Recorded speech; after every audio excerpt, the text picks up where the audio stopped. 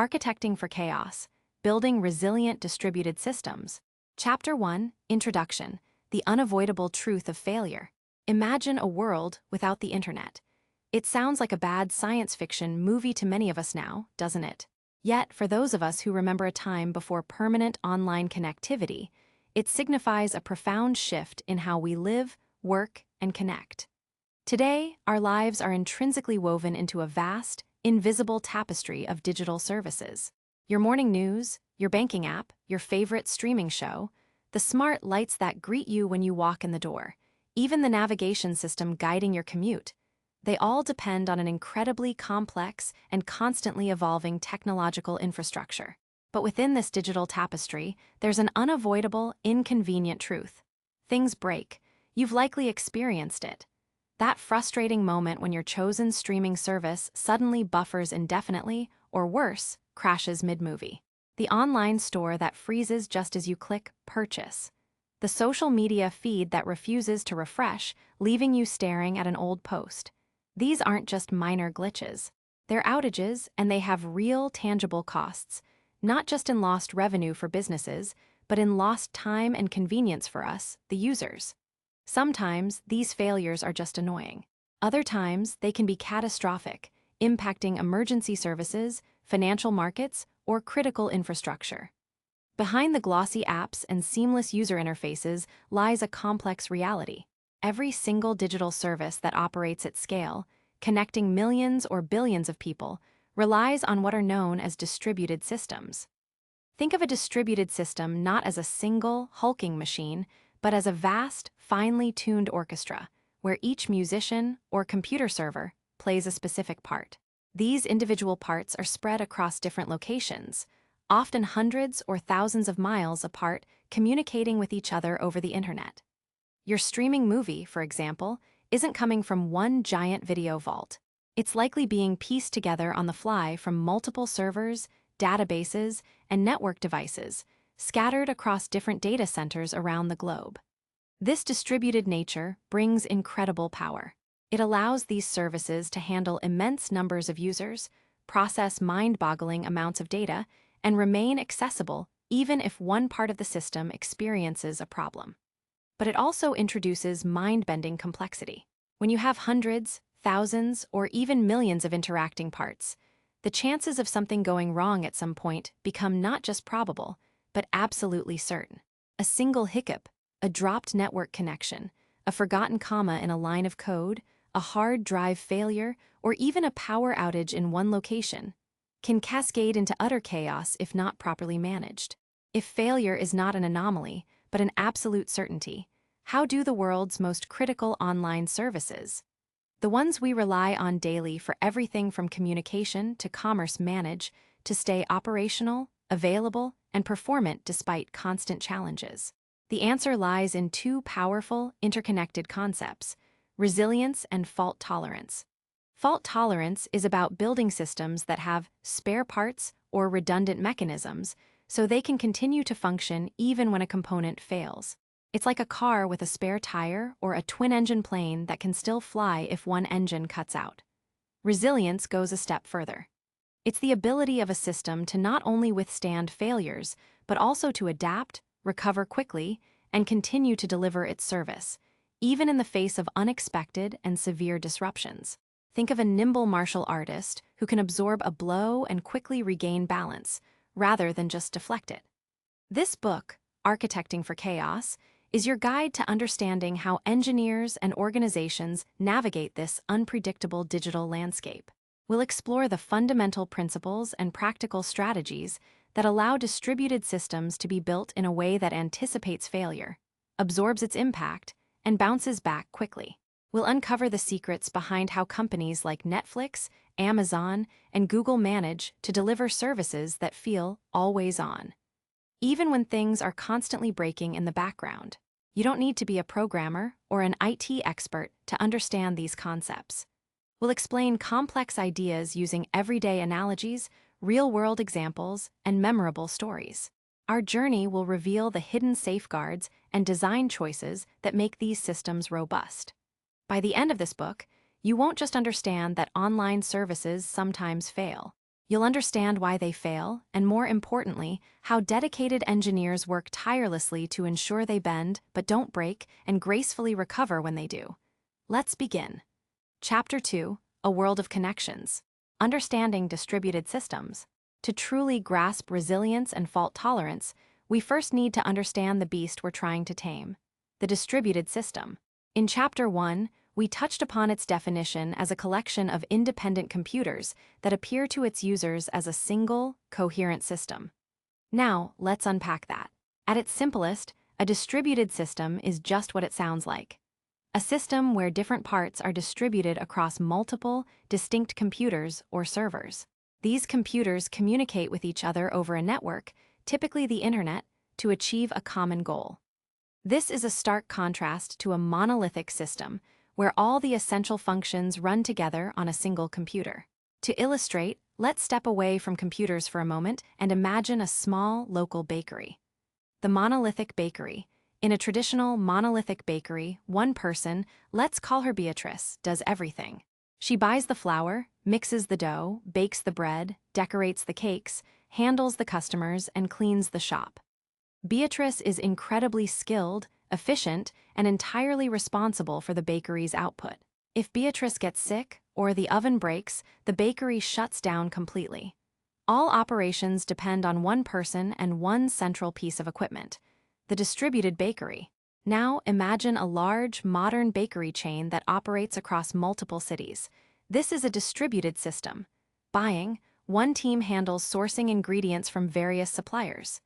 Baking. Different bakeries in different locations bake the goods. Each bakery has its own ovens and staff. Decorating. Specialized staff in each bakery decorates cakes. Sales. Retail counters are located in various neighborhoods, each with their own cash registers and sales staff. Delivery. A logistics team coordinates ingredient delivery to bakeries and product delivery to retail counters. Management.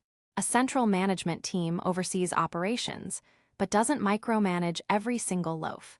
In this distributed bakery, if one oven breaks in one location, the other bakeries continue to produce. If a cashier in one store is sick, another can step in, or customers can go to a nearby branch. The entire system is built on the idea that different parts can work independently but cooperate to achieve the overall goal. Feeding hungry customers. No single person or piece of equipment is essential for the entire chain to operate. Why go distributed? The advantages. Why have almost all major online services transitioned from monolithic systems to distributed ones? The reasons are compelling. Scalability. This is perhaps the biggest driver.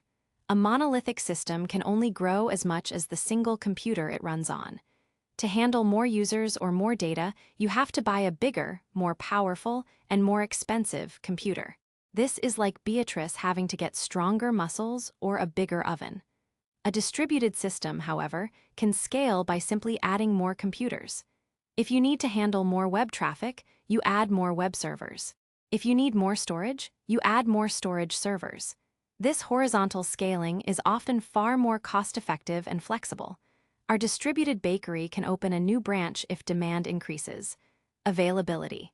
If a single computer containing your entire system goes down, your service is completely offline. In a distributed system, if one server fails, others can often pick up the slack. This prevents a single point of failure, SPOF. While one bakery might experience a temporary closure, the entire chain doesn't shut down. Performance. Spreading the workload across multiple machines means that tasks can be executed in parallel. This can lead to faster response times for users. For example, a search query might be processed by multiple servers simultaneously, each searching a different part of the database and then combining the results. Cost-effectiveness. Often, it's cheaper to string together many commodity off-the-shelf computers than to buy one massive, specialized supercomputer. Cloud computing services like Amazon Web Services, AWS, Google Cloud Platform, GCP, and Microsoft Azure have made this horizontal scaling incredibly accessible and affordable. Geographic distribution. Distributed systems are inherently suited to serving a global user base. You can place parts of your system closer to your users, reducing the time it takes for data to travel and improving the user experience. Our distributed bakery chain can serve customers across an entire region, not just one neighborhood. The inherent challenges, the fallacies of distributed computing. While distributed systems offer immense advantages, they also introduce a host of complexities that monolithic systems simply don't face. These challenges are so fundamental that they've been codified into a set of fallacies, or mistaken assumptions, that developers often make when first encountering distributed systems. Let's look at a few of the most important ones. The network is reliable. We often assume that when one computer sends a message to another, it will always arrive and always arrive quickly. In reality, networks are unpredictable. Connections can drop, cables can be cut, switches can fail, and messages can be delayed, corrupted, or lost entirely. Imagine trying to run the distributed bakery if messages between departments kept getting lost or arrived days late. Latency is zero. We assume that sending a message from one computer to another takes no time. In reality, even at the speed of light, there's always a delay, or latency, especially across long distances. This delay can accumulate when many parts of a system need to communicate. Bandwidth is infinite. We assume that we can send as much data as we want, as fast as we want, over the network. In reality, network connections have limitations, meaning they can become congested, leading to slower communication. Topology doesn't change. We assume that the network layout and where computers are placed are static. In reality, servers go online and offline, networks reconfigure, and paths change constantly. There is one administrator.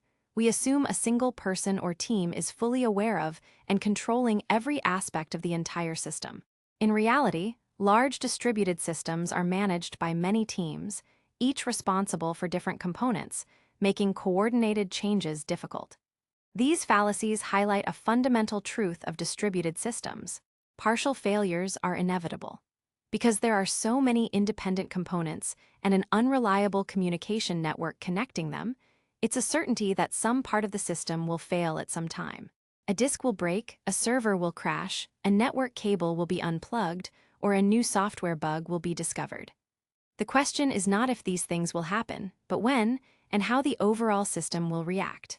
The challenge, then, is not to prevent all failures, which is impossible, but to design systems that anticipate them, absorb their impact, and continue to deliver value even in the face of chaos.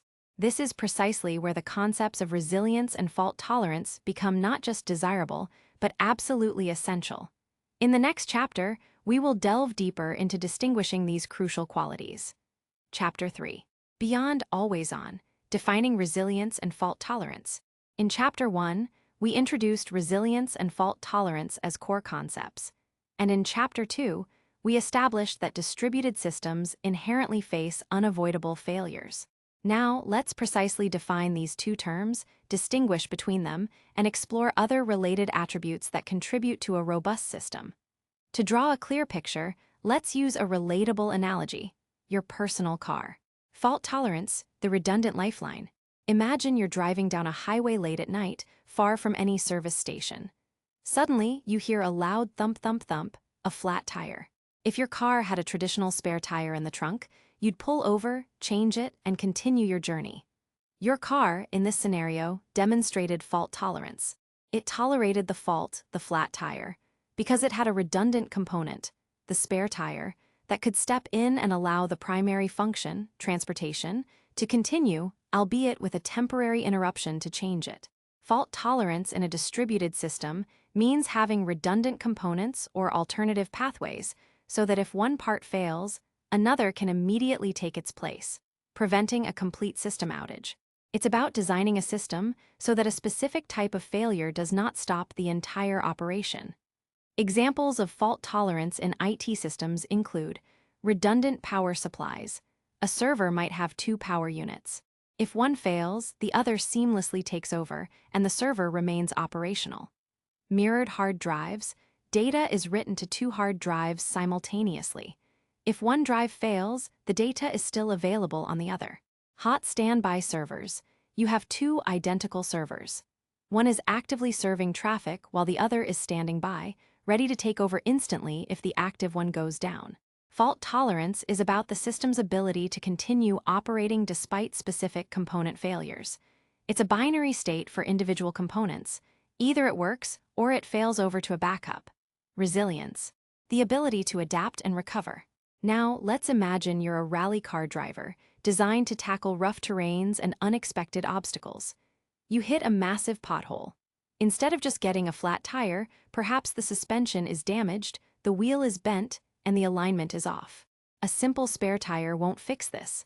Yet you're in a rally, you can't just stop. A resilient rally car might absorb the impact. Its robust suspension and frame absorb much of the shock, preventing immediate catastrophic failure. Adapt. It might be able to continue driving, but perhaps at a slower speed or with some instability, temporarily sacrificing peak performance for continued progress. Recover. At the next pit stop, the crew quickly repairs the damaged suspension and realigns the wheels, restoring the car to full performance. This is resilience. It's the ability of a system to continue functioning, perhaps at a degraded level, during or after a major disruption, and then to recover to its full operational state. Resilience is about enduring change and disturbance, not just tolerating individual component failures. It encompasses fault tolerance, but extends beyond it. It's about the bigger picture, the system's overall health and its capacity to bounce back from the unexpected. In distributed systems, resilience involves graceful degradation. When overwhelmed or experiencing widespread failures, the system might intentionally reduce some features or services to keep the most critical ones running. For instance, a streaming service might temporarily disable user recommendations to ensure video playback continues smoothly during a network issue. Rapid recovery. After a failure, the system is designed to quickly detect the problem, isolate the affected parts, and automatically restore functionality, often without human intervention. Anticipation and adaptation. Resilient systems are designed with the understanding that various types of failures will occur. They have built-in mechanisms to adapt their behavior to fluctuating conditions, like shifting traffic to healthy servers or rerouting network paths. Think of it this way: fault tolerance is a tactical measure to prevent downtime from known, anticipated component failures. Resilience is a strategic mindset and design principle for the entire system to survive and recover from any kind of disruption, known or unknown, internal or external. A fault-tolerant system is one part of a resilient system. A resilient system is more than just fault-tolerant. It's robust, adaptable, and self-healing. Related but distinctive attributes. When discussing system robustness, several other terms often come up. While closely related, it's helpful to understand their specific meanings. Availability. This refers to the proportion of time a system is accessible and operational when needed. Often expressed as a percentage, 4/9 availability means 99.99% available, or less than an hour of downtime per year.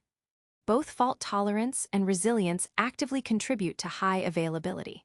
A fault-tolerant system is often highly available, but a highly available system isn't necessarily resilient to all types of failures.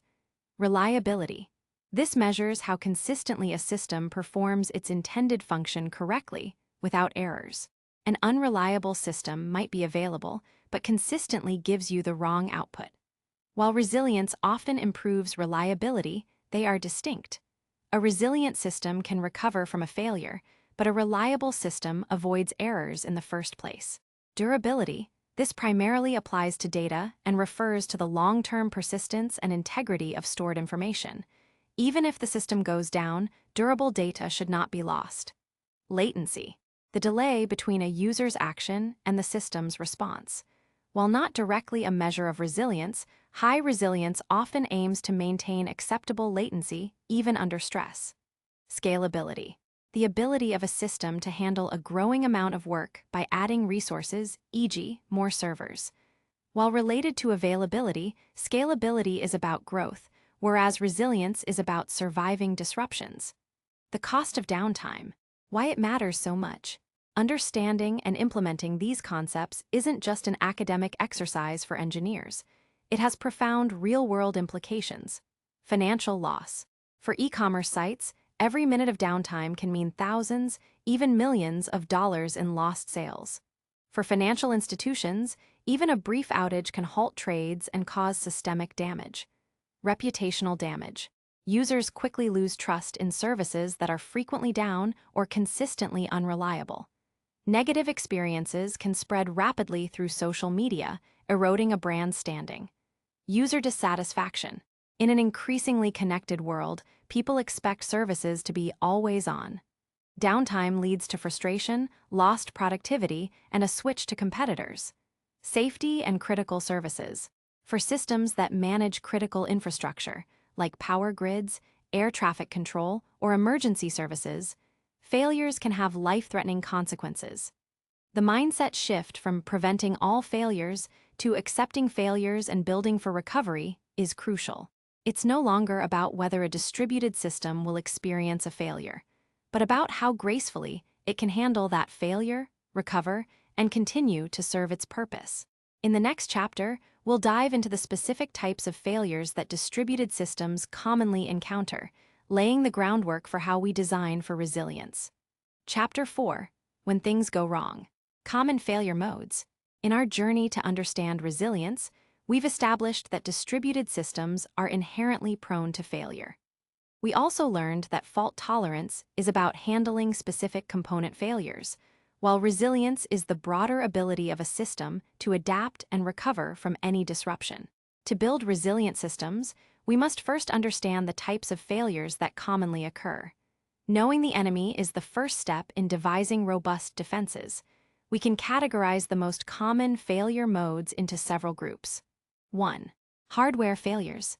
Hardware is the physical foundation of any digital system, and like any physical component, it can wear out, malfunction, or simply stop working. Disk failures. Hard drives or solid-state drives, SSDs, are mechanical or electronic components that store data. They have a finite lifespan and can fail due to manufacturing defects, wear and tear, or environmental factors, like heat. A disk failure can lead to data loss or make a server unbootable. CPU memory malfunctions. The central processing unit, CPU, and random access memory, RAM, are critical for a computer's operations.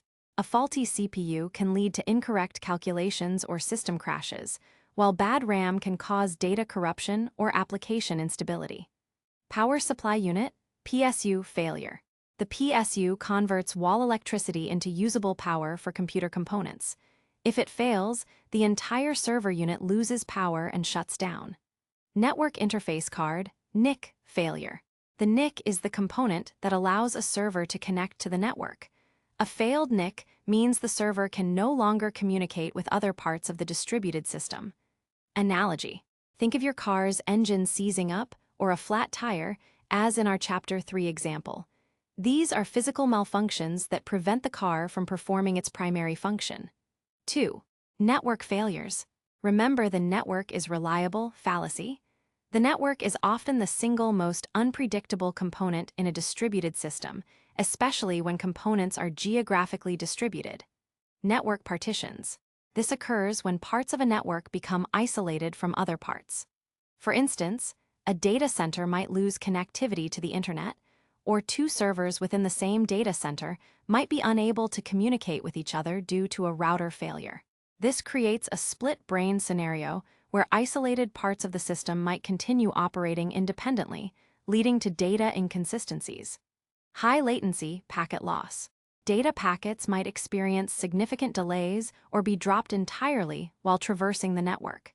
This can make services appear slow or unresponsive, leading to timeouts and cascading failures. DNS issues.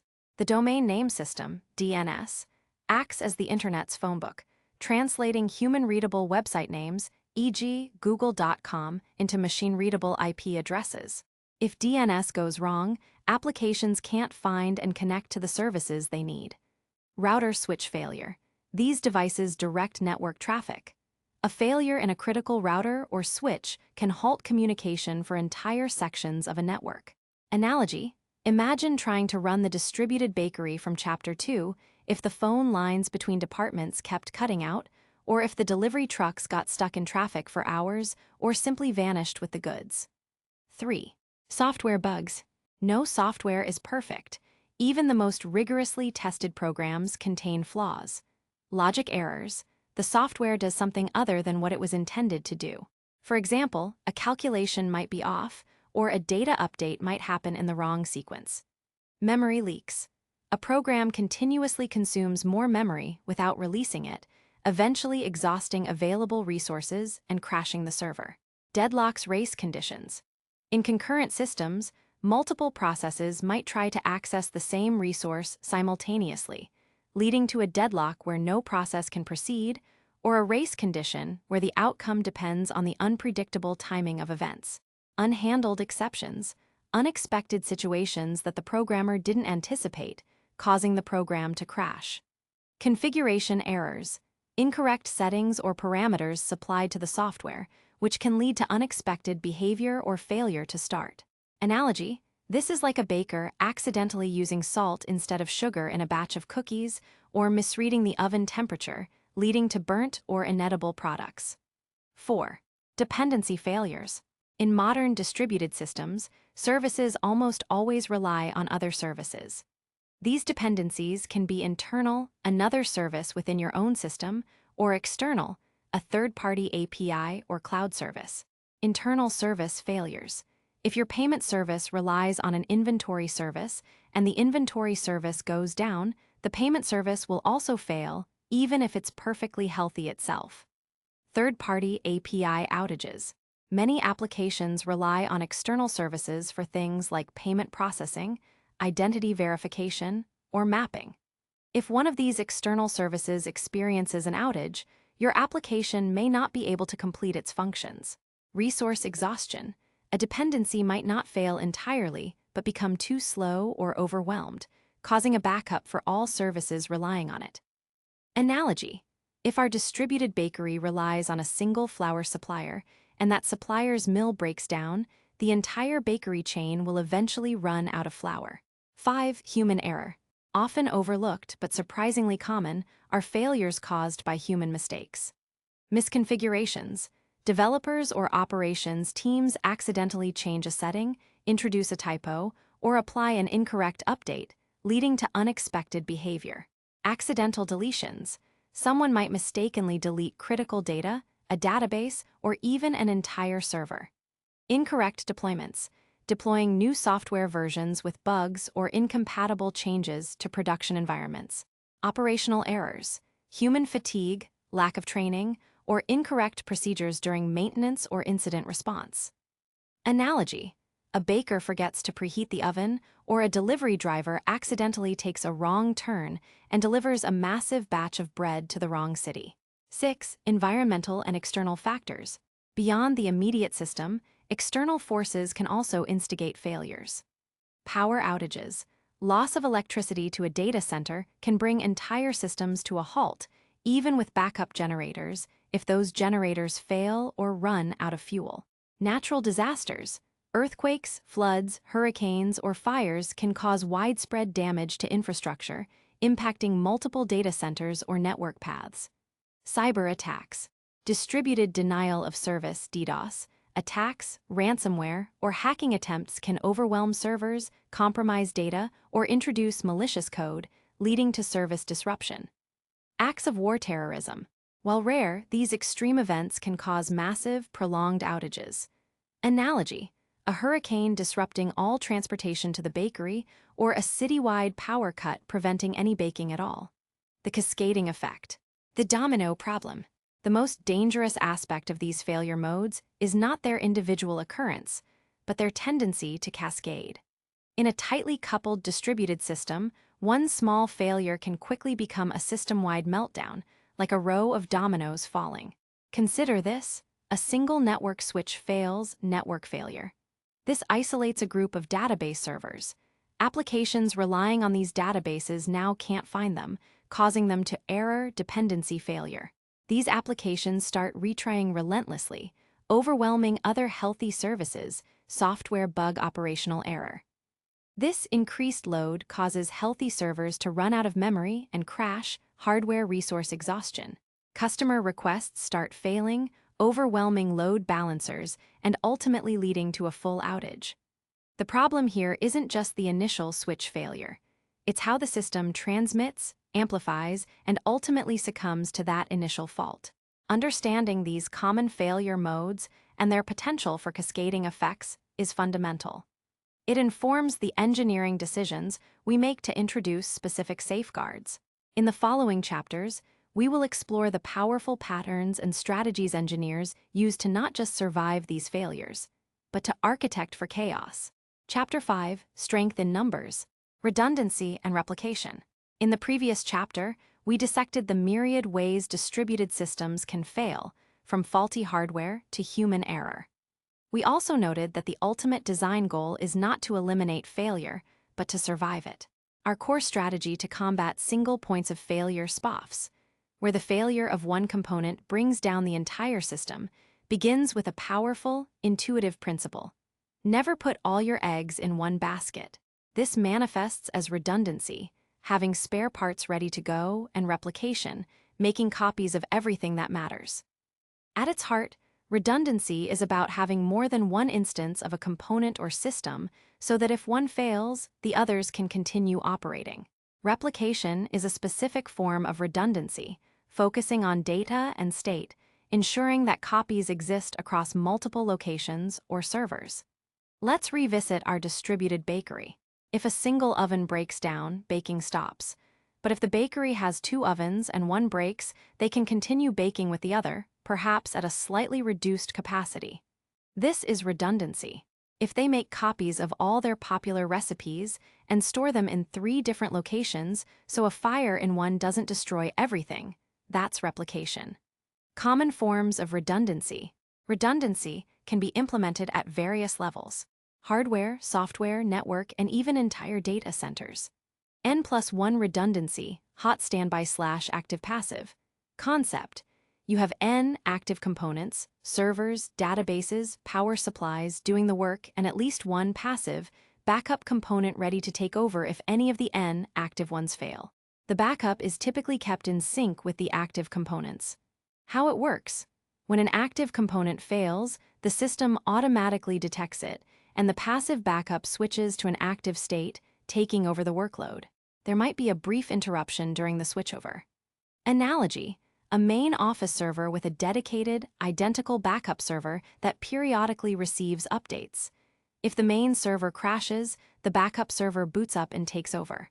Think of a primary and a reserve quarterback on a football team. The reserve is ready to play, but only steps in if the starter is injured. Use cases: databases, where one primary instance handles writes and a replica handles reads or acts as standby, critical application servers. Active-active redundancy. Concept: all N components are actively processing requests simultaneously. Requests are distributed across them, typically by a load balancer. If one component fails, the load balancer stops sending requests to it, and the remaining active components handle the full load. How it works: failure is seamless for users, as requests are simply routed away from the failed component to the healthy ones. The system might experience a slight performance degradation if it's running at near capacity, but no outright interruption. Analogy: multiple identical checkout counters in a supermarket, all serving customers. If one checkout closes, customers are routed to the others. Use cases: web servers, application servers, load balancers, caching systems. Geographical redundancy. Concept: this is about distributing components across different physical locations, often thousands of miles apart, in separate data centers or cloud regions. This protects against localized disasters like power outages, natural disasters, or major network failures affecting an entire region. How it works: requests are routed to geographically closest healthy data centers. If one data center goes down, traffic is automatically redirected to another. Data is replicated between these locations. Analogy: several large bakery production facilities spread across different states, each capable of supplying goods to its region. If one factory loses power, the whole chain can still operate. Use cases: global web applications, critical enterprise systems, disaster recovery planning. Key aspects of replication: While redundancy broadly covers spare components, replication specifically focuses on ensuring data is duplicated and highly available. Data replication. Concept. Making copies of your data across multiple servers or storage devices. This is crucial for durability, ensuring data isn't lost if a storage device fails, and availability, allowing reads even if one copy is temporarily unavailable. Synchronous replication. Data is written to all replicas before the system confirms the write operation as successful. This ensures all copies are always perfectly up to date, providing what's called strong consistency. The downside is that it can be slower, as the system has to wait for all writes to complete, and if one replica is unreachable, the write operation might fail. Asynchronous replication. Data is written to one replica first, and then propagated to other replicas in the background. The system confirms the write as successful before all replicas have received the update. This is faster and doesn't block writes if a replica is temporarily offline. But there's a window where copies might not be perfectly identical, known as eventual consistency. If the primary copy fails before the data has been replicated, some recent data might be lost. Analogy.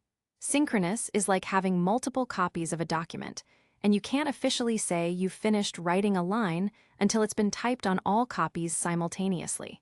Asynchronous is like typing on your main copy and then sending it off to be photocopied in the background.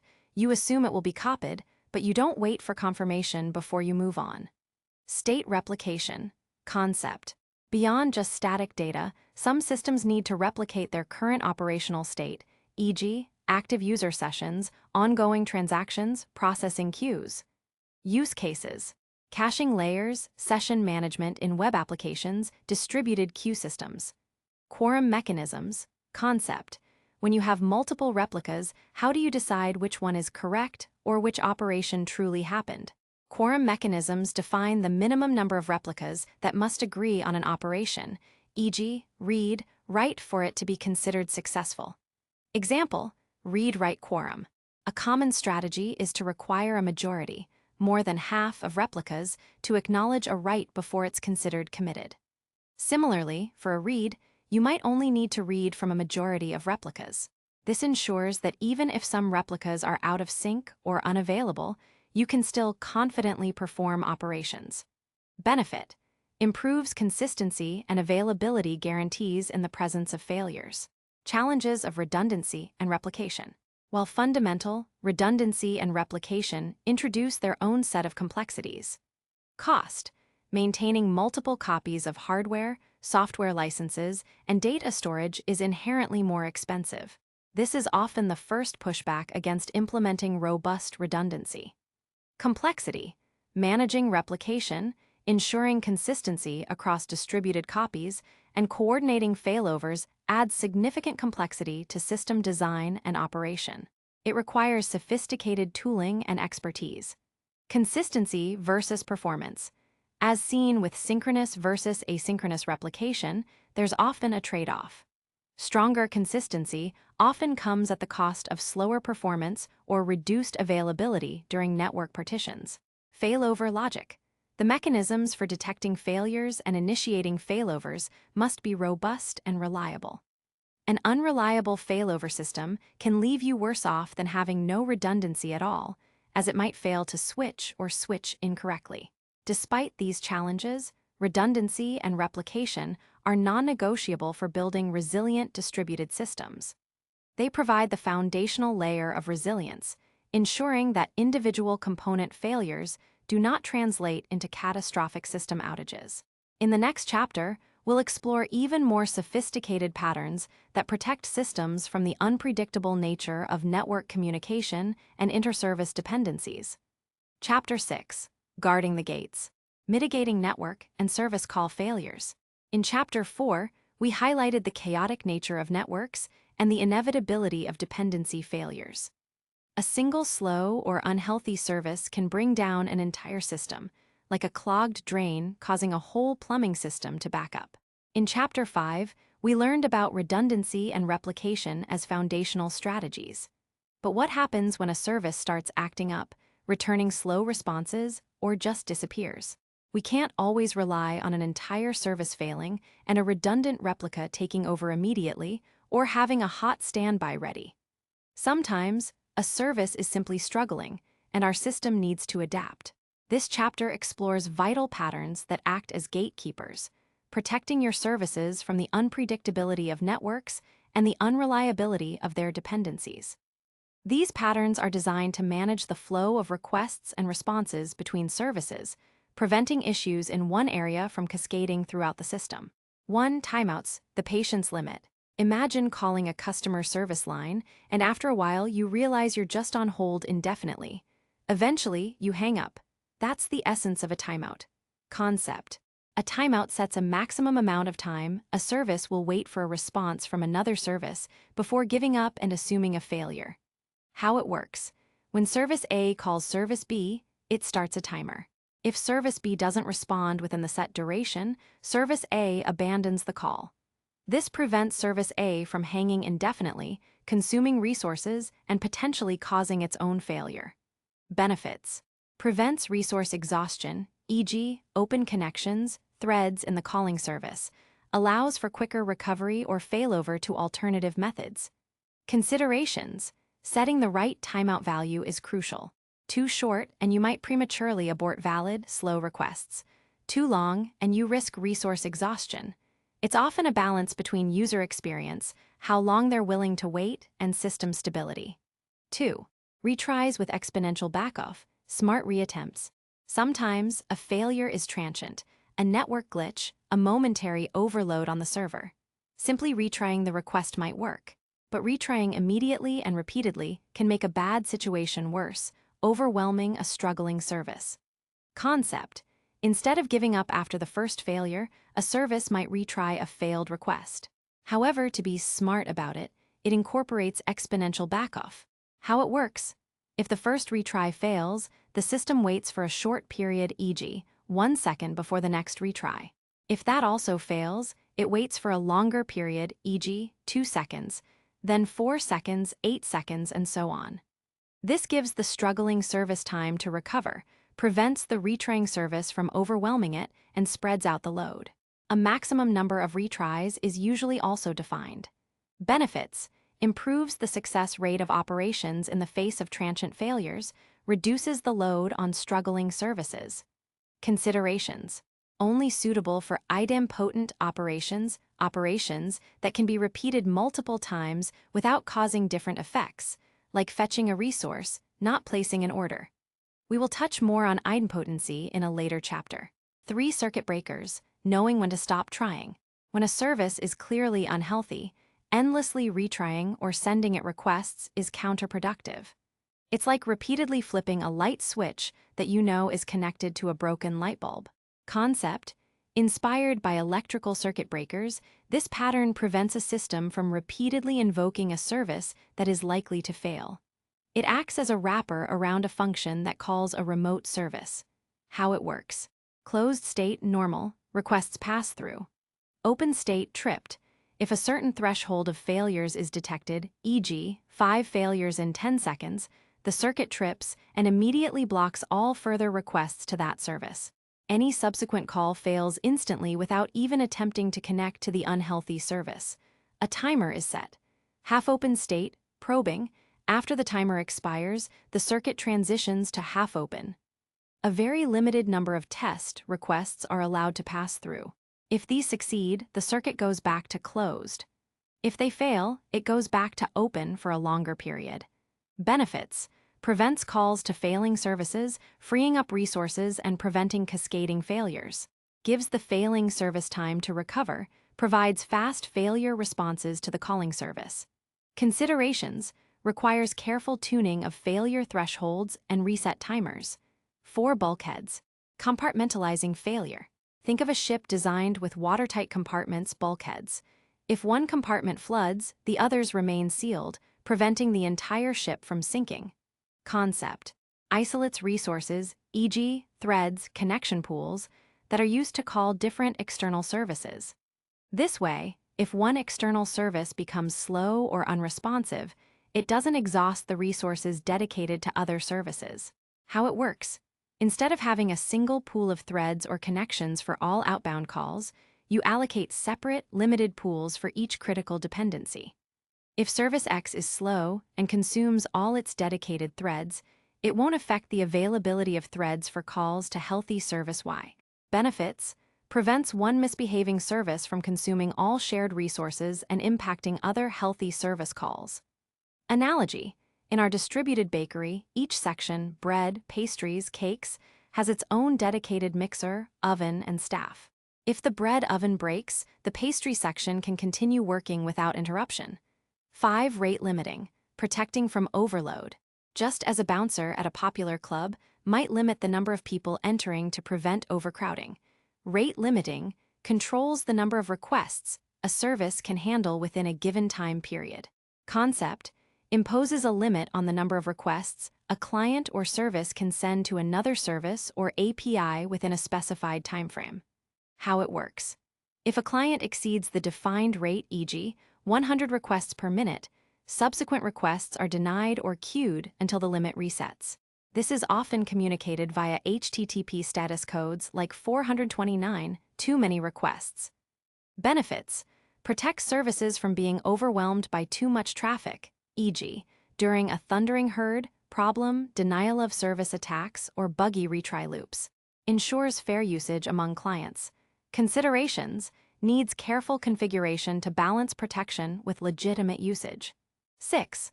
Load balancing and service discovery. Directing traffic wisely.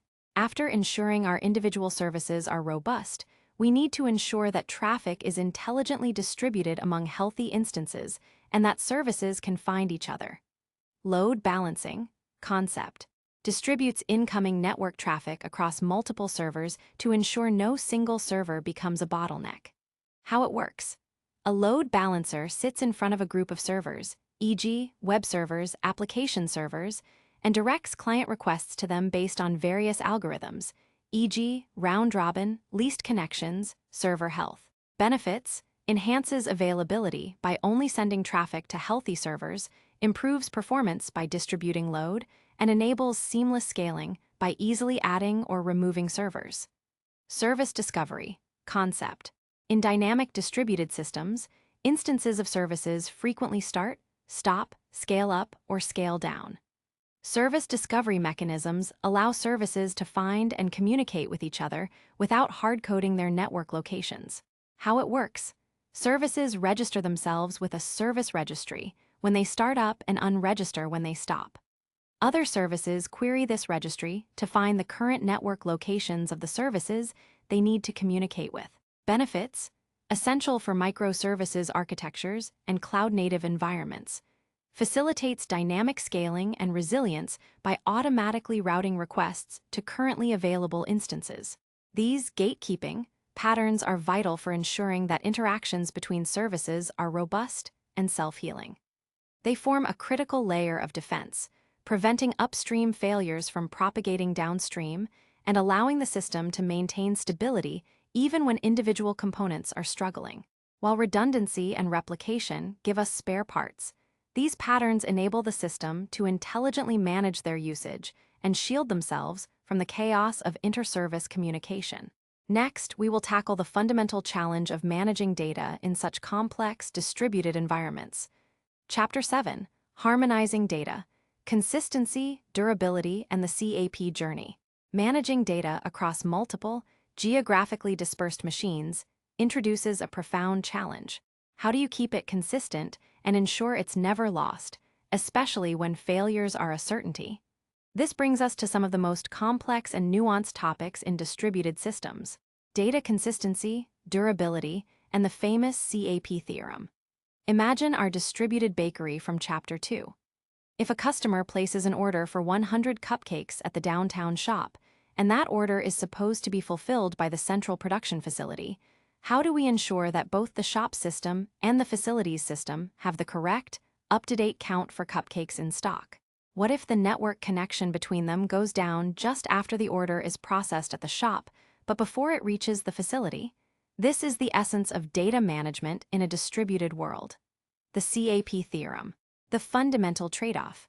To understand data consistency, we must first confront the CAP theorem.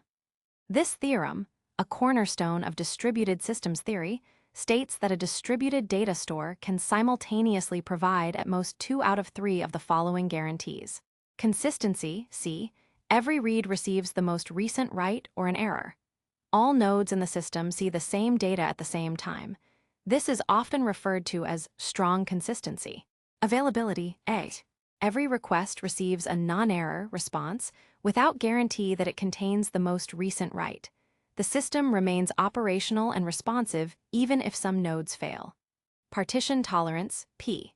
The system continues to operate even if there are network outages, partitions, that prevent some nodes from communicating with others. A partition means a communications break down between nodes, creating separate islands of operation. In a truly distributed system, partitions are inevitable. Remember, the network is unreliable fallacy.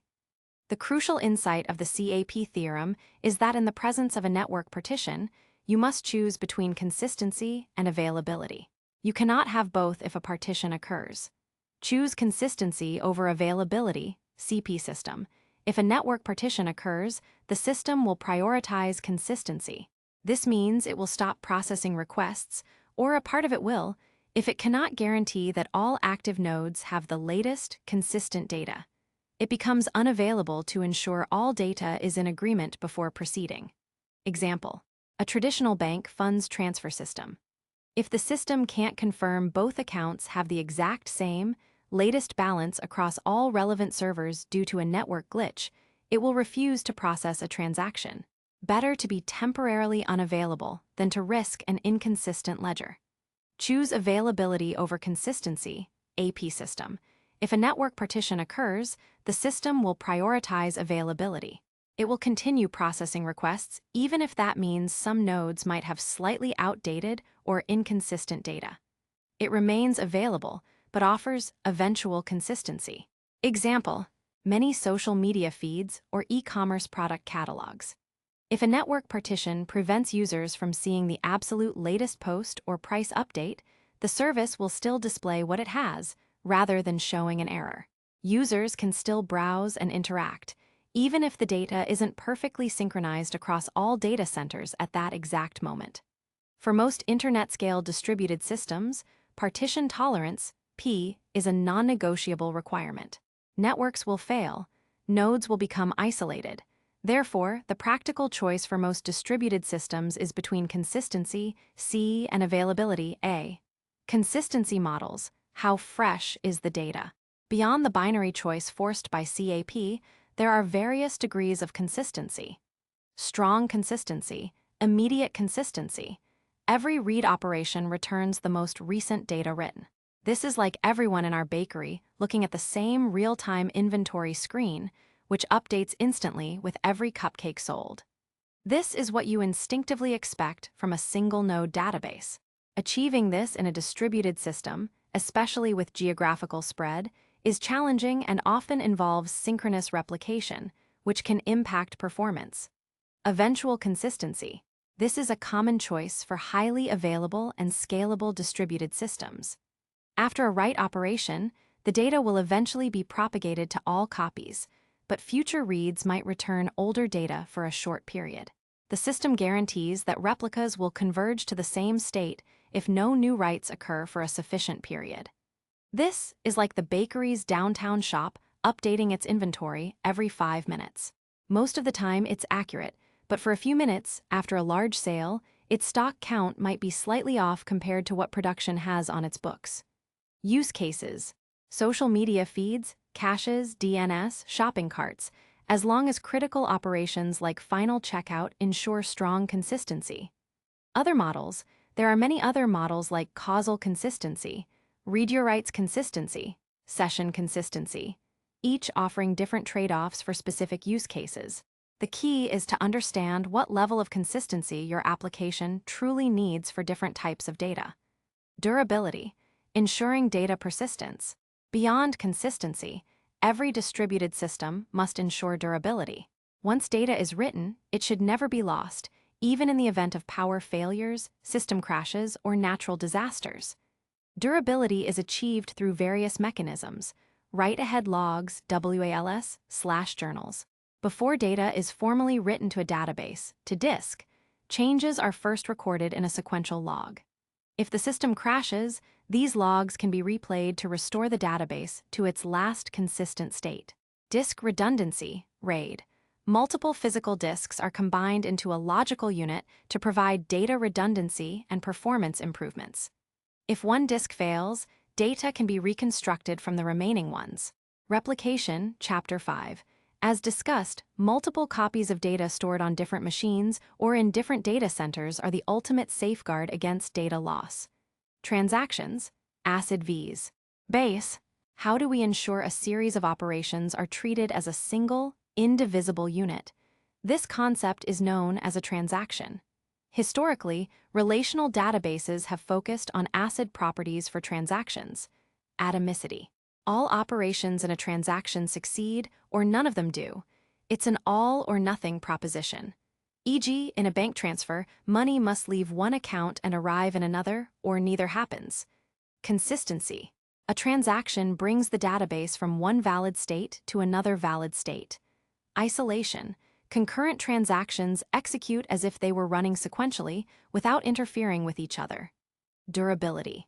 Once a transaction is committed, its changes are permanent and survive system failures. While ACID guarantees are powerful, achieving them across globally distributed systems, especially with high availability requirements, is incredibly challenging and often comes with significant performance overhead.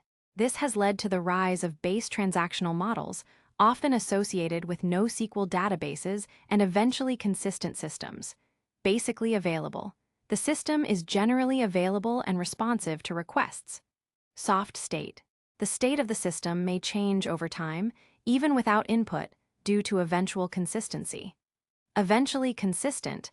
As discussed, data will eventually propagate to all replicas. Choosing between ACID and base is a fundamental design decision driven by your application's specific needs for data integrity and availability. High volume, highly available services often lean towards base, accepting eventual consistency for better performance and resilience to network partitions. Critical financial or medical systems will likely stick with ACID-compliant databases for their core operations. Managing data in distributed systems is a constant balancing act. There are no perfect solutions, only trade-offs.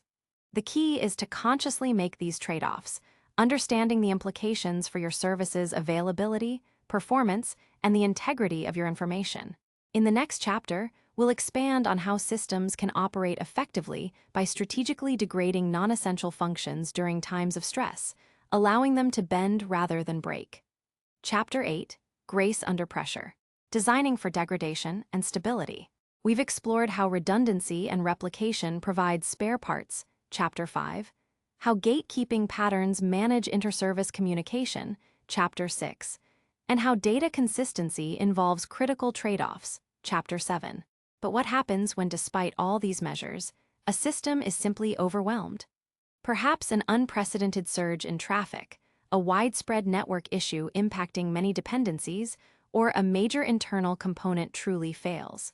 The ultimate goal of resilience is not just to survive, but to ensure that even under extreme duress, the system continues to provide some value, however limited. This is the art of graceful degradation and designing for stability. Instead of crashing entirely, a resilient system can shed non-essential functionalities to keep its core services alive and responsive. Imagine a bustling restaurant that, during a sudden power outage, can still serve cold drinks and salads, rather than shutting down completely. That's graceful degradation. The focus shifts from all or nothing to something is better than nothing. Let's explore the patterns that arm systems with the ability to bend rather than break. 1. Graceful degradation. The art of doing less.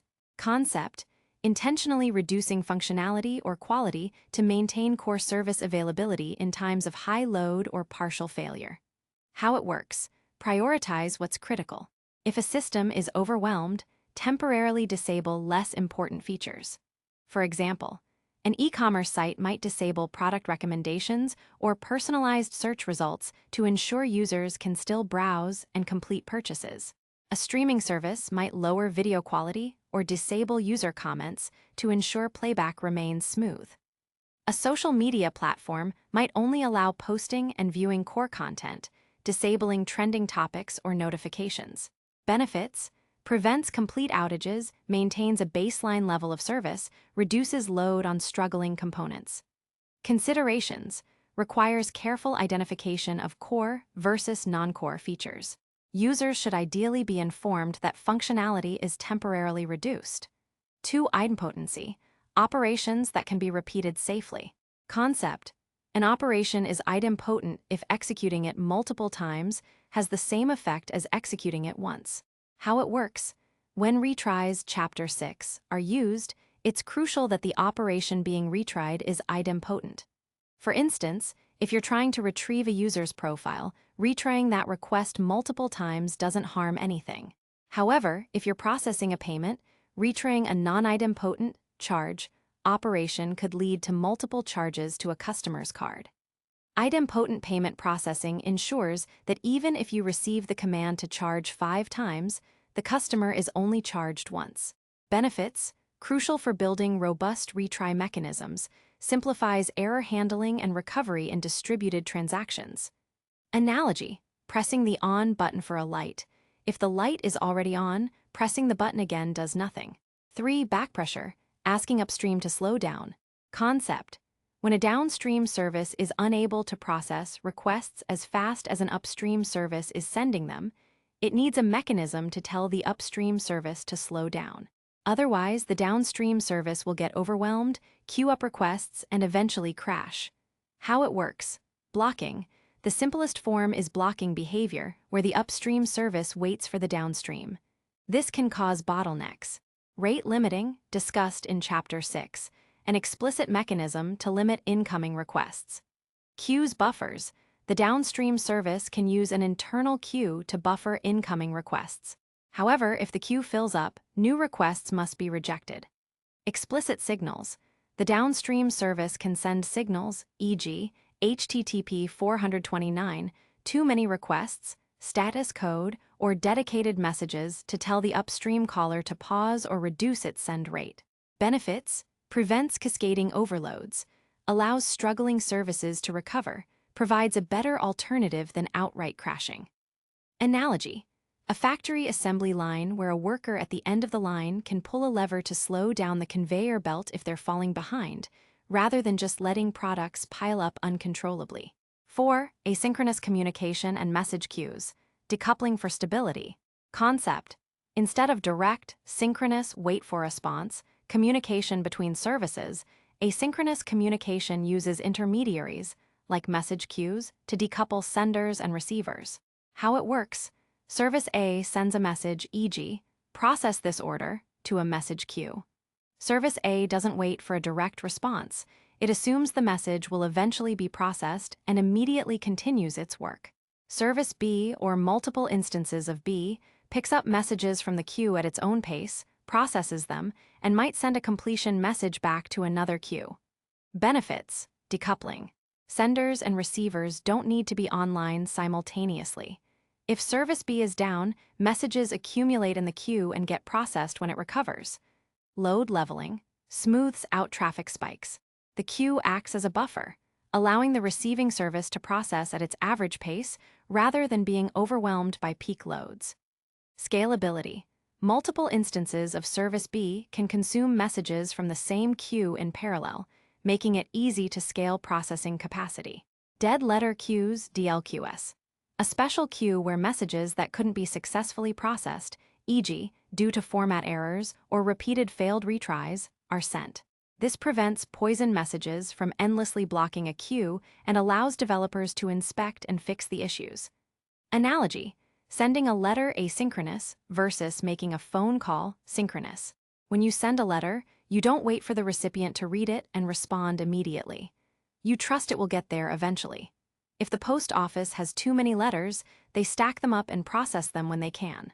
Dead letter queues are like a lost mail department. 5. Feature toggles, or feature flags, the on-off switch. Concept: the ability to turn features on or off in production without deploying new code. How it works: Code for new features is deployed but wrapped in if statements that check a configuration flag. This flag can be changed dynamically, e.g., via a management console. Benefits: emergency kill switch. If a new feature causes unexpected problems in production, it can be instantly disabled without rolling back the entire application. Controlled rollouts.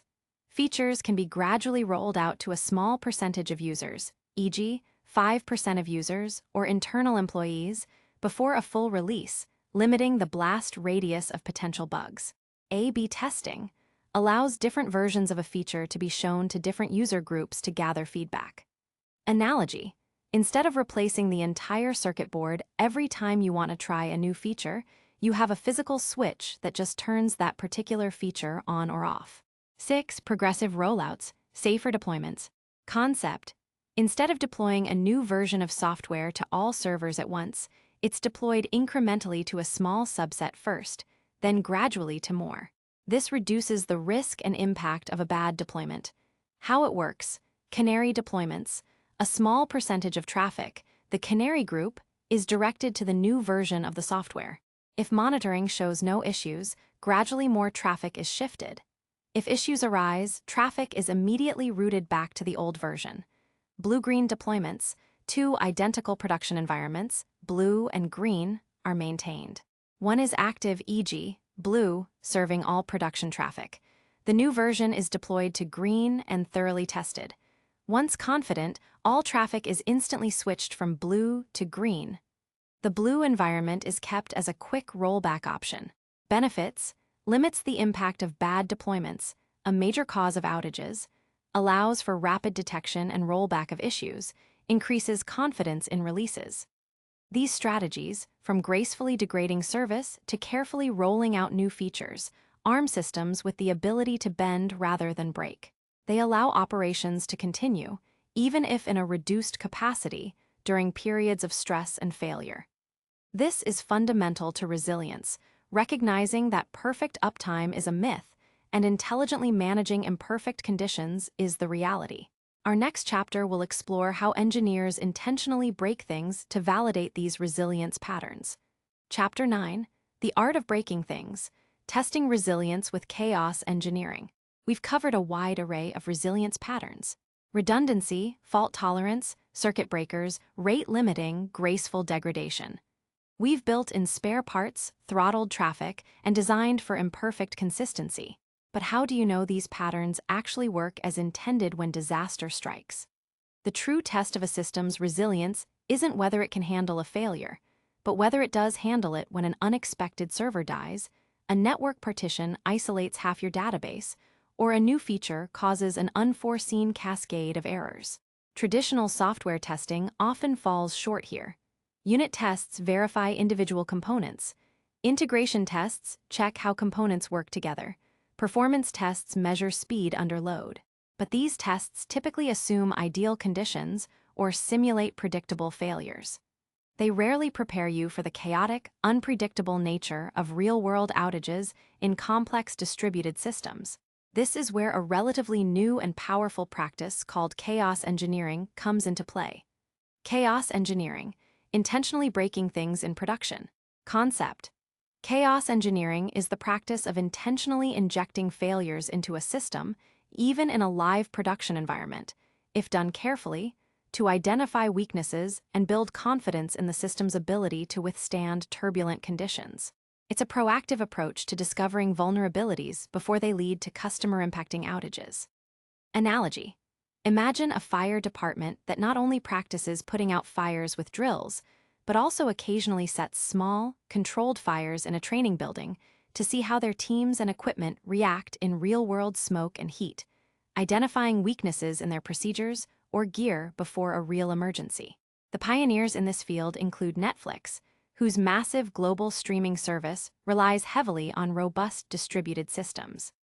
They coined the term and developed foundational tools and principles because they realized that their system was so large and complex. The only way to truly understand its failure modes was to observe its behavior when parts of it were deliberately broken. The principles of chaos engineering, as pioneered by Netflix, start with a hypothesis about a steady state, Before injecting chaos, define what normal looks like for your system.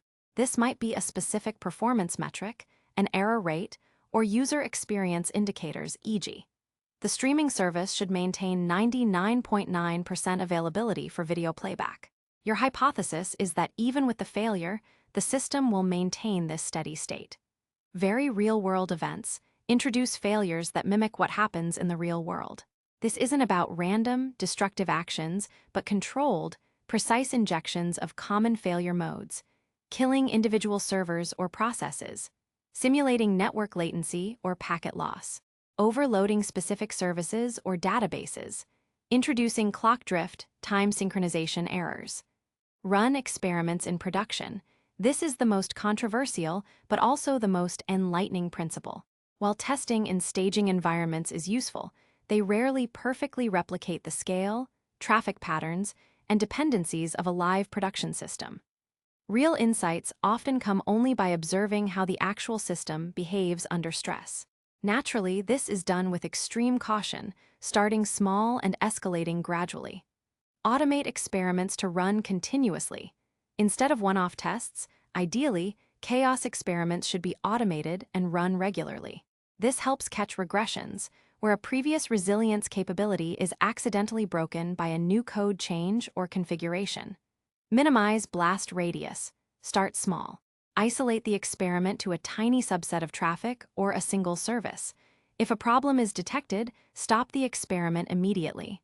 The goal is to learn, not to cause an outage for real users. Netflix's Chaos Monkey. The pioneer. The most famous tool in chaos engineering is Netflix's Chaos Monkey. This software essentially roams Netflix's production environment, randomly picking servers and shutting them down. The goal isn't to create an outage, but to verify that the overall system can seamlessly handle the unexpected disappearance of any server without affecting users. If Chaos Monkey causes a problem, engineers immediately fix it, strengthening the system's resilience. Over time, Netflix extended this with tools like Chaos Gorilla, simulating a data center outage, and Chaos Kong, simulating an entire Oz region outage, albeit run much less frequently and with extreme precautions. Beyond chaos engineering, other resilience testing methodologies. While chaos engineering is powerful, it's part of a broader set of practices for validating system resilience. Observability, metrics, and alerting. You can't fix what you can't see.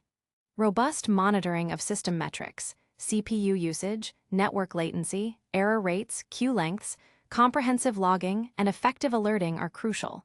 When chaos is injected, or when a real failure occurs, timely and accurate telemetry allows engineers to understand what's happening and where the weaknesses lie. Load testing and stress testing. Load testing. Simulating expected peak user traffic to ensure the system performs adequately. Stress testing.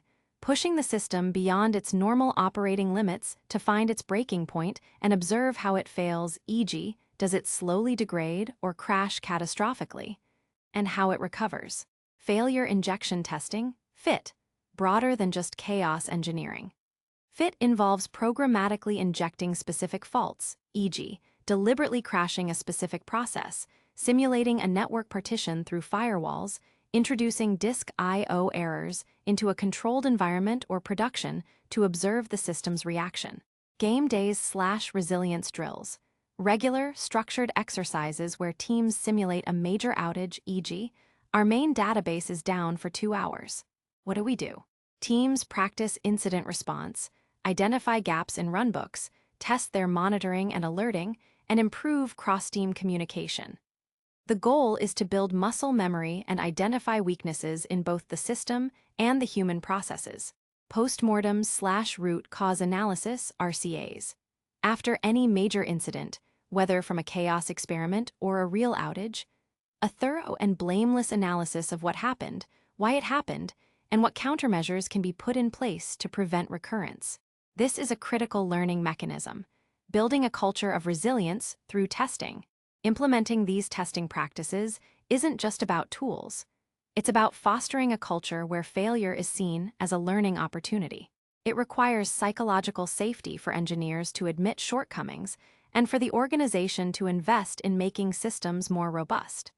By intentionally breaking things in controlled and measured ways, engineers can build confidence, trust that the system will work as designed when production issues inevitably arise, identify weaknesses, uncover hidden dependencies, ineffective failover mechanisms, or gaps in monitoring, improve incident response, enhance the speed and effectiveness of engineering teams in dealing with real outages, validate assumptions, challenge preconceived notions about how the system behaves under stress, reduce downtime, proactively address issues before they impact customers. Testing resilience is an ongoing process, a continuous cycle of experimentation, observation, and improvement. It's the practical application of all the resilience patterns discussed in previous chapters, validating that the theory holds up in the face of unpredictable reality. In the next chapter, we will shift focus to the human element, exploring how organizations operationalize resilience and learn from the very real and often painful experiences of outages. Chapter 10, The Human Element, Operationalizing Resilience and Learning from Outages. We've delved deep into the fascinating technical foundations of distributed systems, from redundancy and circuit breakers to the nuances of data consistency, and the powerful insights gained from chaos engineering. We've discovered how engineering teams architect systems to withstand the inevitable onslaught of failures. But a crucial piece of the puzzle remains: people. Even the most technologically advanced and fault-tolerant system is designed, built, operated, and ultimately maintained by human beings.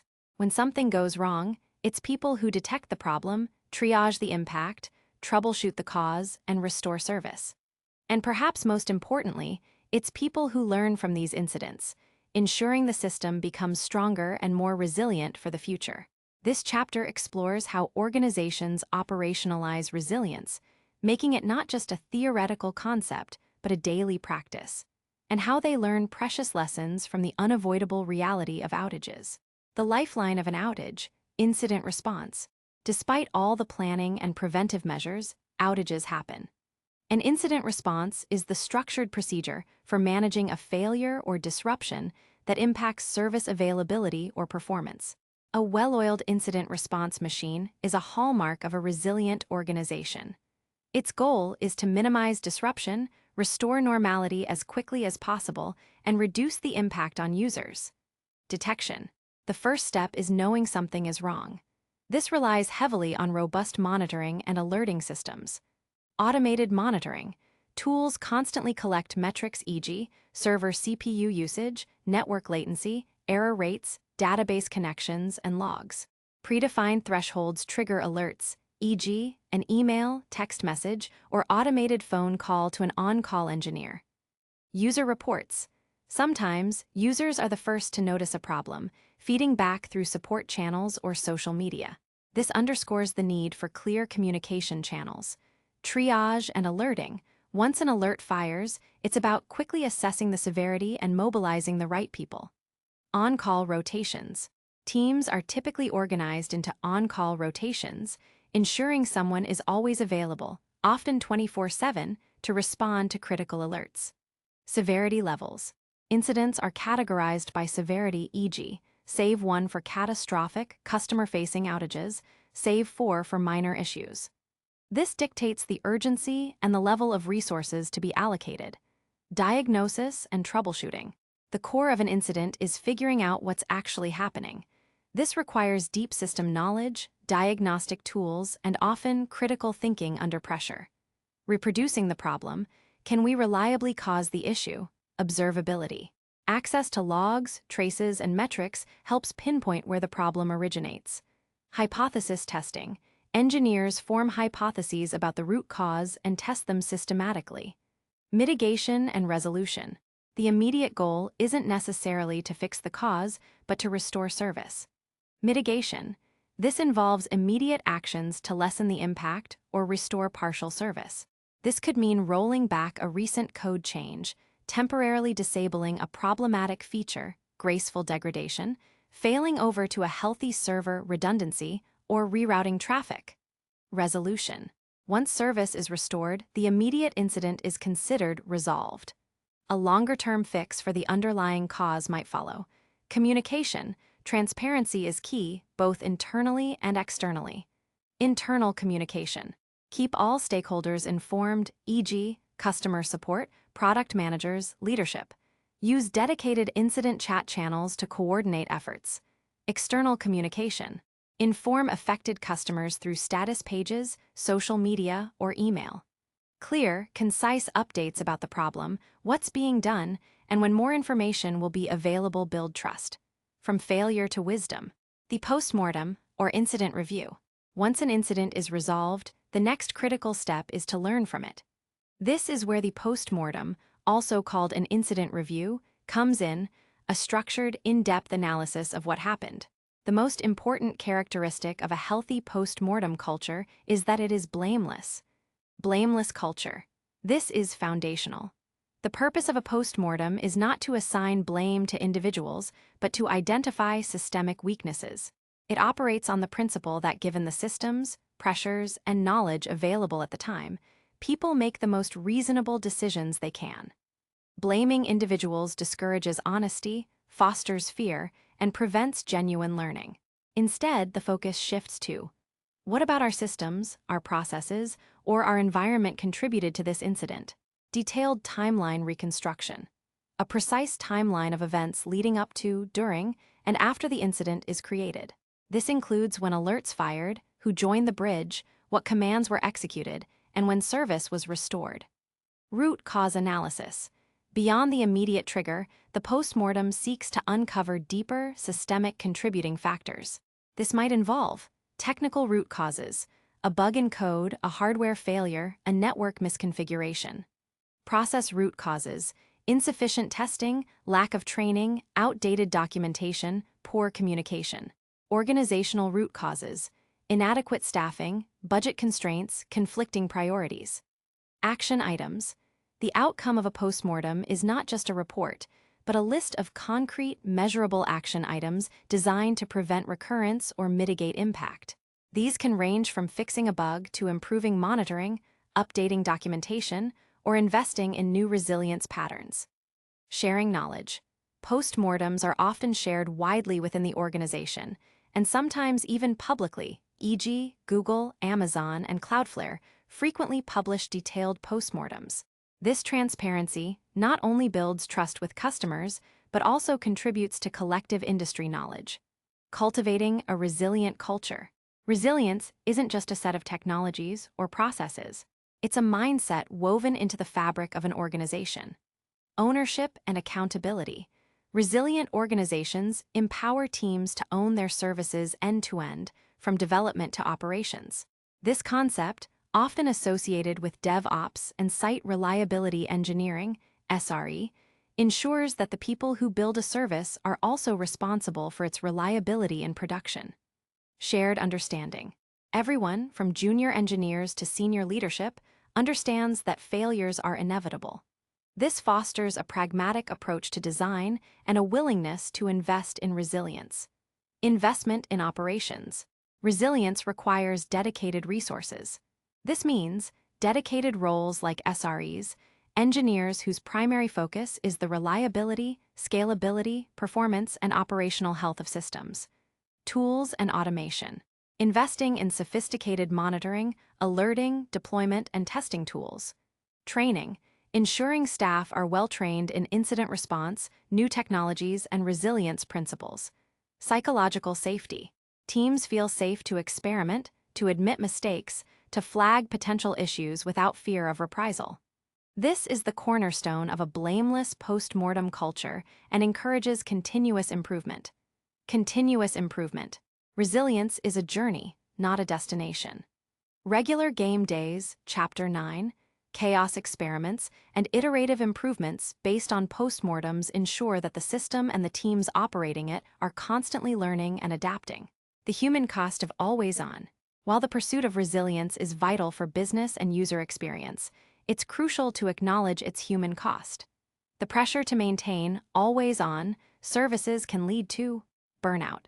Engineers on call, especially during frequent or prolonged incidents, can experience significant stress and fatigue. Work-life balance challenges. The expectation of 24/7 availability can erode personal time. Mental health impact. The weight of responsibility for critical services can be immense. Resilient organizations recognize this and actively work to mitigate these impacts through fair on-call rotations, adequate staffing, automation to reduce toil, and a culture that values employee well-being as much as system uptime. Ultimately, the human element is central to resilience. People design the systems, respond to the incidents, learn from the failures, and continually strive to make things better. The most robust distributed systems aren't just built on clever algorithms and redundant hardware. They are built by resilient teams who understand that chaos is inevitable, and growth comes from navigating it wisely. In our next chapter, we will bring many of these concepts together by examining compelling real-world case studies of outages and the lessons learned from them. Chapter 11, Decoding Disasters. Real-world case studies. We've covered the theoretical underpinnings of resilience, explored various design patterns, and discussed the human processes involved in building and operating robust systems. Now, it's time to bring these concepts to life by examining real-world incidents.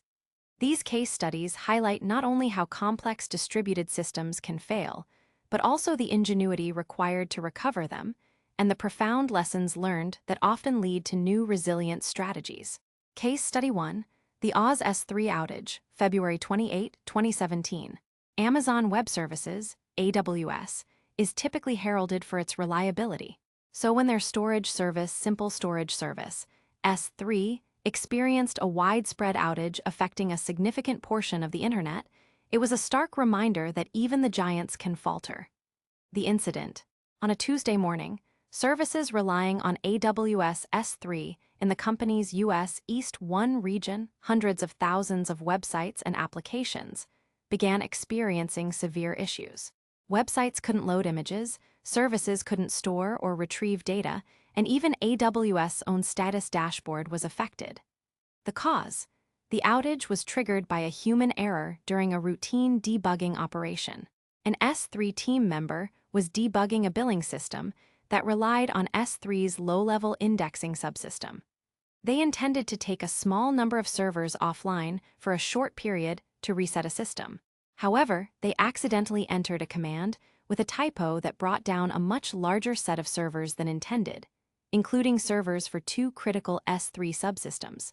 One subsystem, the placement group, manages where objects are stored, and the other, the indexing subsystem, stores metadata about all customer objects and their locations.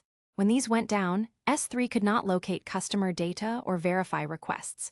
Cascading effects. The ripple effect was immediate. Many other AWS services, EC2, Lambda, load balancers, and countless third-party applications relied on S3. When S3 became unavailable, these dependent services also failed, triggering their own outages. Businesses lost revenue, news sites went dark, and many users felt the impact. Lessons learned: human error is real. Even highly skilled engineers in mature organizations can make mistakes. Robust processes, automation, and defensive coding are essential. Hidden dependencies: the extent to which seemingly independent services relied on S3, and specifically the U.S. East 1 region of S3, became painfully clear. Systems need to identify and map all dependencies, internal and external. The danger of tooling incidents. The very tool used for debugging caused the problem due to a lack of proper safeguards around powerful commands. Importance of isolated failures. While S3 was intended to be highly distributed, the outage highlighted that certain core components within a single region could still act as single points of failure for that region's data. Case Study 2, Fastly CDN outage, June 8, 2021. This almost hour-long outage took down major websites like CNN, the New York Times, Amazon, Reddit, and even the UK government's website, demonstrating the fragility of centralized infrastructure. The incident: many of the world's most popular websites, which rely on Fastly, a content delivery network or CDN, to speed up content delivery, became inaccessible, displaying error messages. The cause: Fastly identified the root cause as a software bug triggered by a single customer's configuration change. One of their customers uploaded a valid configuration that contained a specific sequence of actions. This rare sequence exposed a previously unknown software bug within Fastly's edge servers, causing them to immediately crash and go offline globally. Rapid response. Fastly's engineers quickly identified the issue, determined it was due to the specific customer configuration, and rolled back the faulty configuration across their network within minutes. Service was largely restored within 49 minutes. Lessons learned. Edge case complexity. Even seemingly simple, valid configuration changes can trigger unforeseen bugs in highly distributed systems. Thorough testing for edge cases is critical. Impact of global networks. The incident underscored how a failure in one widely used service, like a CDN, can instantly affect unrelated parts of the internet. Importance of speed of response. Fastly's swift detection and mitigation, rolling back the configuration, minimized blast radius, and restored service quickly, which is a testament to strong incident response. Decentralization benefits. While Fastly caused a widespread issue, other CDNs continued to operate, and websites that used multiple CDN providers or alternative methods of content delivery were less impacted. This underlines the value of redundancy at a higher level than just within a single vendor. Case Study 3, Facebook outage, October 4, 2021. A highly visible and long-lasting outage that impacted Facebook, Instagram, WhatsApp, and their internal tools, effectively taking the company offline for hours. The incident, for nearly 6 hours, Facebook's entire ecosystem, including all its popular social media and messaging apps, was unreachable worldwide. Employees couldn't even access their offices because internal systems were down.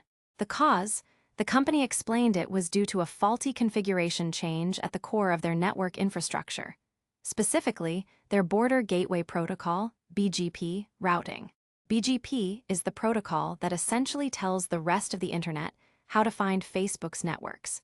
During a routine maintenance operation, a command was issued that inadvertently withdrew all routing information for Facebook's own networks. This made Facebook's servers invisible to the global internet. The situation was compounded because Facebook's own internal tools were also reliant on their network, preventing engineers from accessing data centers remotely to fix the problem. Lessons learned. Interconnectedness. Even seemingly separate components within an ecosystem can have deep, implicit dependencies. Network configuration changes can have far-reaching effects, blind spots in resilience. While Facebook has massive redundancies, the incident highlighted a single point of failure: the reliance of internal remediation tools on the very network they were trying to fix. This is a crucial design flaw. Complexity is the enemy. Large-scale distributed systems are prone to complex interactions and unanticipated fallacies. Even highly sophisticated engineering teams can be blindsided by a simple error that cascades into a catastrophic failure. Manual overrides are crucial. The need for out-of-band access and manual intervention, like physically sending engineers to data centers, became paramount when automated tools failed. This underscores that humans are still the ultimate failsafe. Case Study 4, Google Cloud Network Outage, June 2, 2019. An almost 4-hour outage primarily affecting eastern USA and then parts of Europe, impacting numerous Google services and Google Cloud customers. The incident, Google Cloud and many of Google's own services, like YouTube, Gmail, G Suite, experienced severe connectivity issues. Users reported services being slow or completely unreachable. The cause. The outage was attributed to a configuration change intended for a small number of servers, but which was mistakenly applied to a much larger portion of Google's network due to an issue with Google's automated config deployment system. This led to network congestion, dropping traffic for both internal services and external customers. Lessons learned. Automation vulnerabilities. Automation, while powerful, can also amplify the impact of errors. If an automated system distributes a bad configuration, it can do so at scale, quickly making a bad situation worse. Impact of congestion. Not just outright failure, but severe network congestion can be as debilitating as a complete outage. Fail-safe for automation. There needs to be a mechanism to quickly stop or roll back automated deployments if a problem is detected. Progressive rollouts and canary deployments, Chapter 8, are critical here. Transparency in communication. Google's quick and detailed postmortem, which is published publicly, helped maintain trust with its customers. These real-world examples underscore several recurring themes. No system is immune. From global megacompanies to smaller startups, every distributed system is vulnerable to failure. The power of small actions. A single typo, a misconfigured command, or an overlooked edge case can trigger massive outages. Complexity as a multiplier. The inherent complexity of distributed systems means that seemingly minor failures can cascade rapidly. Automation is a double-edged sword. It can deliver incredible speed and efficiency, but also propagate errors at an unprecedented scale if not carefully managed. The human equation. While technology is central, the human element, from the original error to the speed of incident response and the depth of post-mortem analysis, is often the differentiator in how quickly systems recover and learn. These examples are not just cautionary tales, they represent invaluable learning experiences. Each outage, while painful, contributes to a deeper understanding of how to build more robust, resilient, and fault-tolerant systems in the future. In our final chapter, we'll look ahead to the evolving landscape of distributed systems and the future of resilience. Chapter 12. The Horizon, Continuous Resilience and the Future of Distributed Systems. We began this journey by confronting the fundamental truth of failure. It is not an anomaly, but an inherent part of distributed systems. We navigated the intricate world of connections, dissecting how these vast networks operate and the myriad ways they can falter. We then explored the core concepts of resilience and fault tolerance, differentiating between merely surviving a component failure and truly adapting and recovering from chaos. We armed ourselves with a powerful arsenal of patterns, from the foundational principles of redundancy and replication to the gatekeeping mechanisms of timeouts and circuit breakers, and the nuanced balancing acts of data consistency and graceful degradation. Finally, we learned the crucial art of breaking things, chaos engineering, and the vital role of the human element in operationalizing resilience through incident response and blameless postmortems. The case studies in the previous chapter served as sobering reminders that even the most sophisticated systems designed by leading tech giants are not immune to outages. They underscored that an error in one part of a complex system can quickly cascade, leading to widespread disruptions. These incidents, while painful, are invaluable learning opportunities that push the boundaries of what resilient systems can achieve. So, what does the future hold for architecting for chaos? The unrelenting march of complexity. The trend towards more distributed, ephemeral, and dynamic systems continues unabated. We are seeing further microservices adoption. Applications are being broken down into even smaller, independently deployable services, dramatically increasing the number of inter-service dependencies. Serverless architectures. Developers increasingly deploy individual functions rather than entire applications, pushing the operational burden and potential failure points to cloud providers. Edge computing. Processing and data storage are moving closer to the data sources, IoT devices, mobile phones, to reduce latency and bandwidth usage, creating even more geographically dispersed and heterogeneous systems. AI/ML integration. Artificial intelligence and machine learning models are being embedded into core system logic, introducing new forms of operational complexity and potential failure modes related to data quality, model biases, and inference performance. Each of these advancements brings immense benefits in terms of scalability, agility, and innovation, but they also amplify the challenges of resilience. More components mean more potential failure points, more complex interactions, and greater difficulty in pinpointing the root cause of an issue. The network is unreliable. Fallacy becomes even more pronounced when dealing with thousands of microservices communicating across increasingly varied networks. Emerging trends in resilience. To combat this rising tide of complexity, the field of resilience is evolving alongside the systems themselves. Here are some key areas. Observability as a first-class citizen. Beyond just monitoring metrics and logs, observability focuses on understanding the internal state of a system by externalizing data such as traces, metrics, and logs.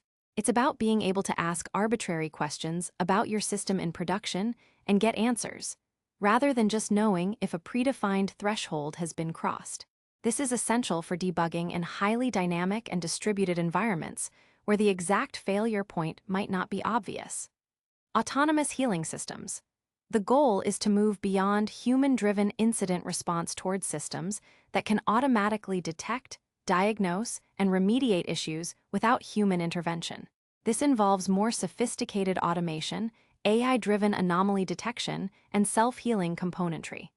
Security and resilience convergence.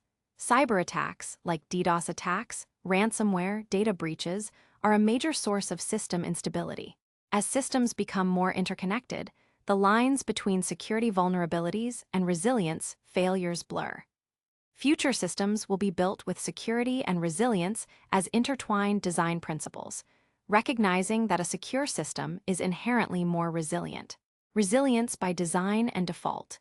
Integrating resilience patterns and best practices into the earliest stages of software design and development, rather than as an afterthought. This means using resilient architectural patterns, leveraging cloud-native services with built-in resilience, e.g., managed databases with automatic replication, and empowering developers with tools and frameworks that bake in resilience. People-centric resilience. As much as we automate, the human element remains vital. This means doubling down on cognitive load reduction, designing systems and tooling that reduce the mental burden on engineers during incidents. Human-computer teaming. Building systems where AI assists humans in incident response, rather than replacing them entirely. Prioritizing well-being. Recognizing and mitigating the burnout caused by continuous incident response, ensuring sustainable operational practices. The continuous journey. The journey of resilience is akin to constantly reinforcing a ship while it's at sea, navigating through an endless storm. The storms will change, the ship will evolve, but the fundamental need to withstand the elements will remain. For you, the reader, whether you are a developer, an operations specialist, a product manager, or simply a curious mind, the concepts in this book provide a framework for understanding the hidden battles being fought to keep our digital world running. You now appreciate that always on is an illusion, a careful dance between elegant design, robust engineering, and rapid recovery from the inevitable. The key takeaway is that resilience is not a feature you add at the end. It is a fundamental characteristic that must be woven into the very fabric of a system, from the initial architectural drawings to the continuous deployment and operation.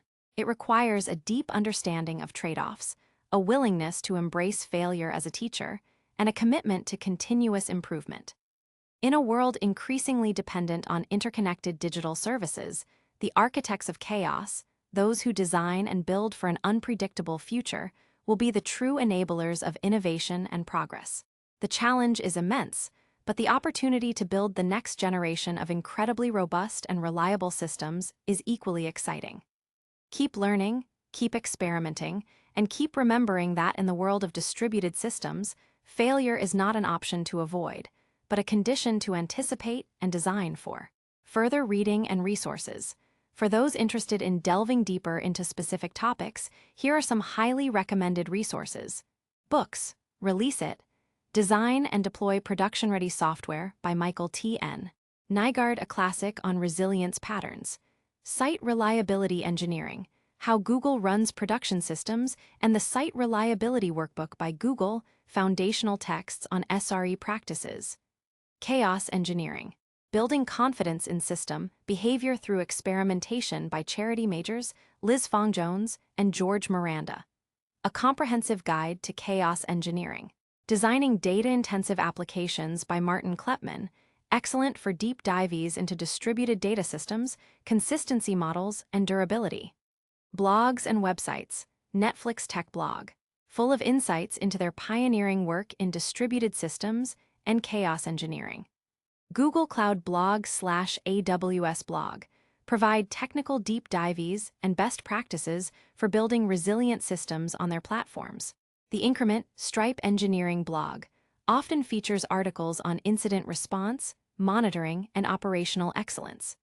Martin Fowler's blog provides valuable insights into architectural patterns, including microservices and distributed systems.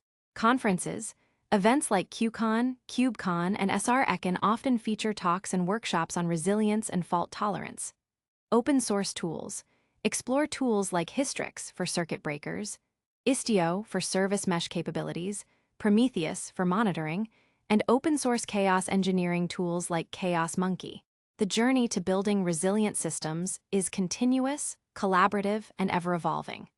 The more we understand the intricate dance between design, failure, and recovery, the better equipped we will be to architect the future.